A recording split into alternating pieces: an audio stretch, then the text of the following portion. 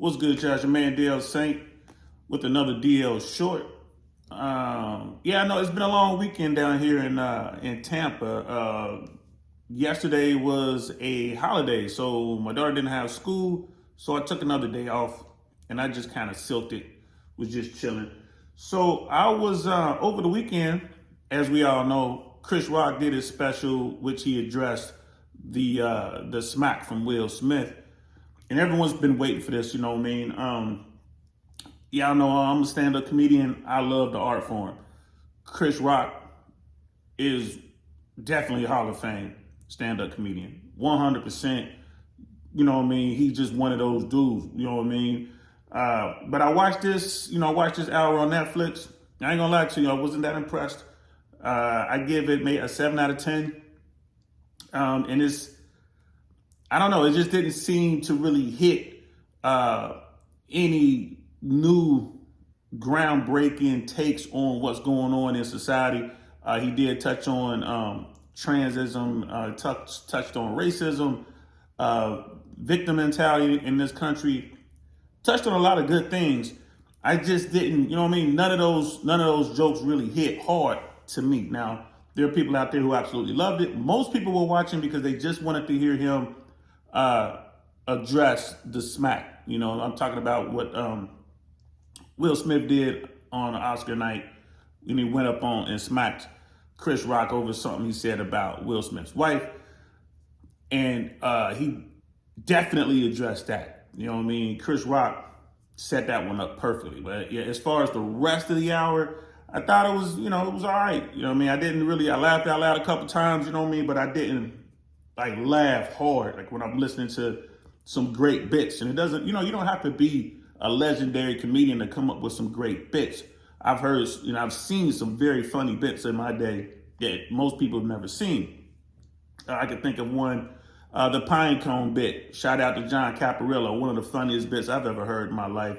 And also, Sam Tripoli had a bit about the gazelle bit. Boy, it's so funny. If you can find those online on YouTube somewhere, definitely go check them out. That's Sam Tripoli and John Caparillo. Shout out to them. But there was one bit I wanted to talk about here.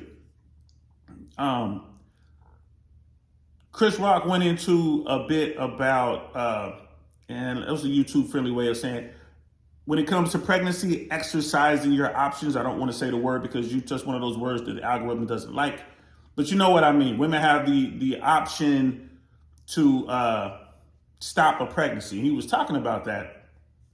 And we're going to listen to the punchline. I can't really play the whole joke and punchline because it's pretty dark. And I know that YouTube won't like it. But let's just listen to this punchline. Until he's 4 years old.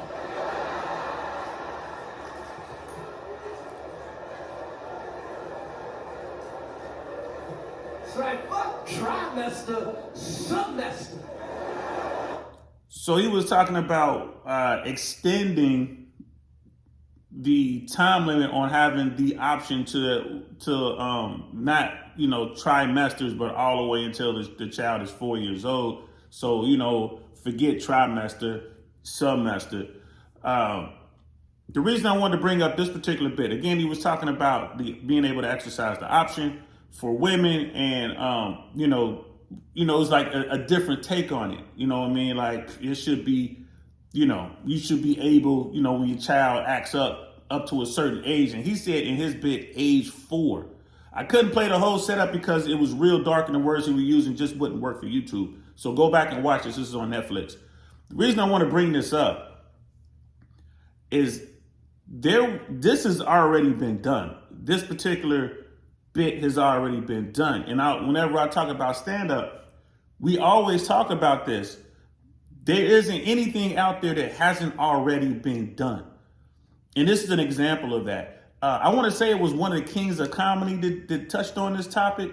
It was maybe it was Steve Harvey or D.L. Hughley, maybe even Bernie Mac. I couldn't find it. I mean, I was looking for it. I just couldn't find it. Someone out there is going to find it.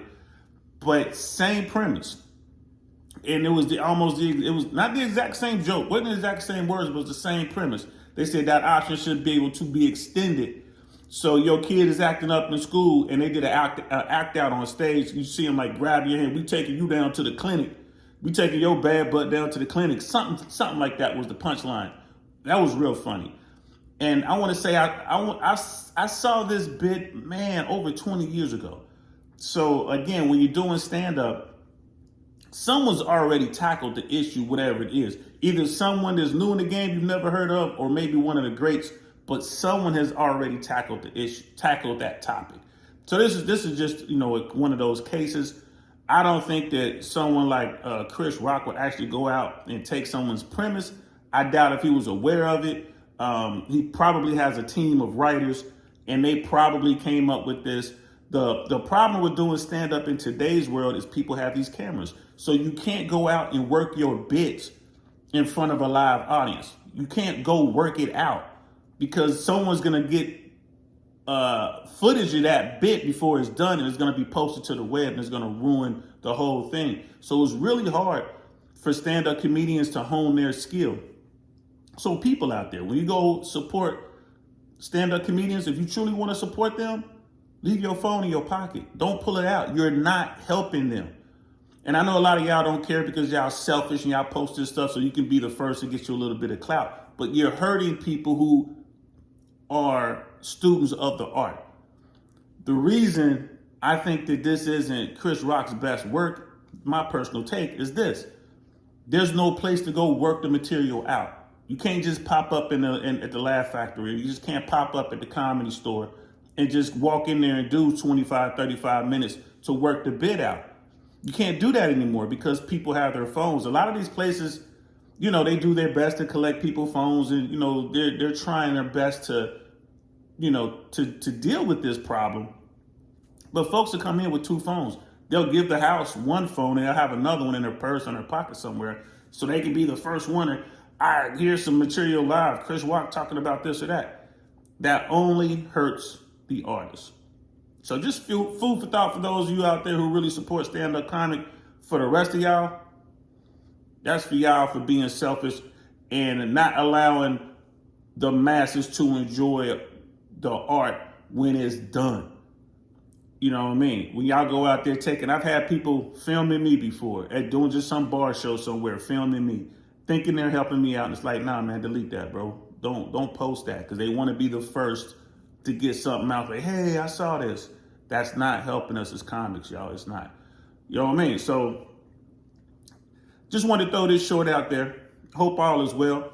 I'm DL Saint. I'm talking to y'all later. Peace.